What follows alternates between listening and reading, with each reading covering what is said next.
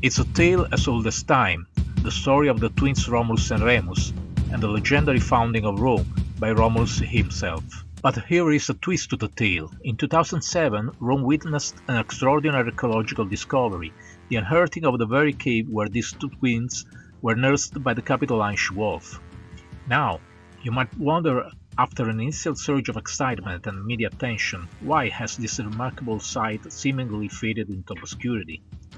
Why haven't we seen further excavation or efforts to explore and open up this location that lies at the very heart of Rome's origins, and indeed Western history? As we continue our journey along the ancient route of Western Hyperbola, we are about to delve into the mystery, and by the end of this video we will attempt to provide an explanation. Continuing the journey along the Circus Maximus, arriving at the end of the Circi, Via Latina and Appia, we turn right to take Via di San Teodoro, the very ancient Vicus Tuscus, which we have already talked about in the video The Road System, and immediately afterwards we come across the church of Santa Anastasia.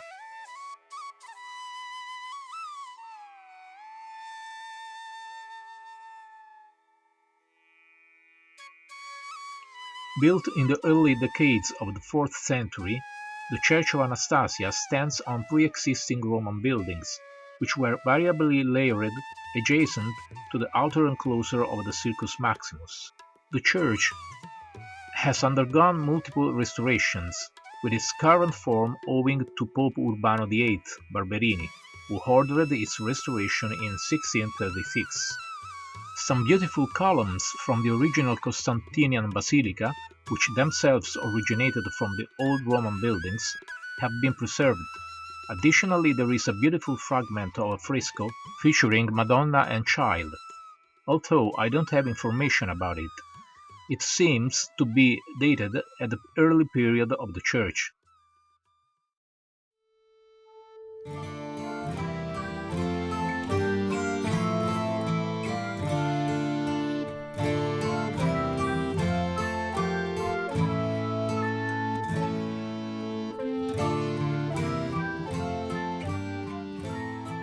Behind the church of Santa Anastasia, at the foot of the Palatine Hill, an exceptional archaeological discovery was made in 2007. Beneath the house of Augustus, a camera lowered into a crack in the hill filmed an ancient site long sought after, the Lupercale. This is the cave sanctuary where ancient Romans would go on February 15th to worship the miraculous nursing of Romulus and Remus by the she-wolf.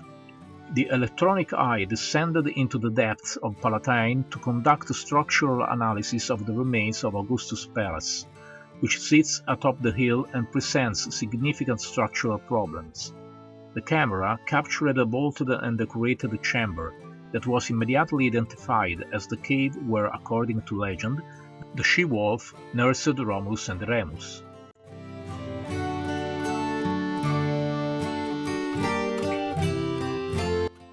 Emperor Augustus had restored and solemnly embellished what was originally a simple cave, elevating it to a foundational place of the. In the cave, known as Lupercale from Latin lupa, female wolf, several statues were found, including a bronze group depicting the she-wolf nursing Romulus and Remus, as well as mosaics, pumice stones, and seashell bulbs. To date, there have been no further excavation efforts to access, study, and make this place, which is considered the origin of Rome and Western history, accessible. The reasons for this remain unclear, but the significance of this location is evident. Here I just want to line up a series of facts. From the union of a god, Mars, with a virgin, Rhea Silvia, two twins are born, who spend their early days of life in a cave, which later becomes a sacred place of worship for millennium, the Cave of Nativity. Romulus, one of the two twins, is the founder of a city, Rome, which over the centuries will change the destinies of the world. Don't you find similarities with another universally known story?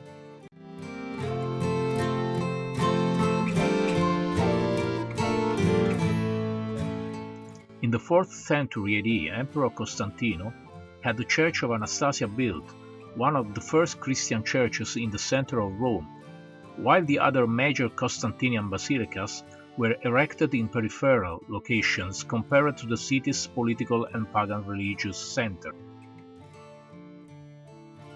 None of the other basilicas are near the political and administrative reference points of the empire.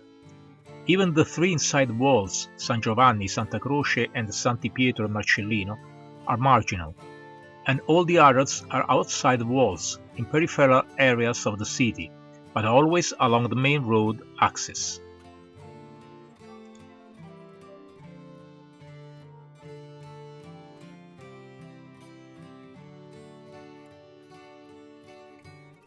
Santa Anastasia, located at the foot of the Palatine Hill near the Circus Maximus, became one of the most important churches in Rome during the early Christian era. The celebration of Christ's birth on December 25th was already in practice in Rome by 336 AD, and the first liturgy of Christmas was celebrated at Santa Anastasia.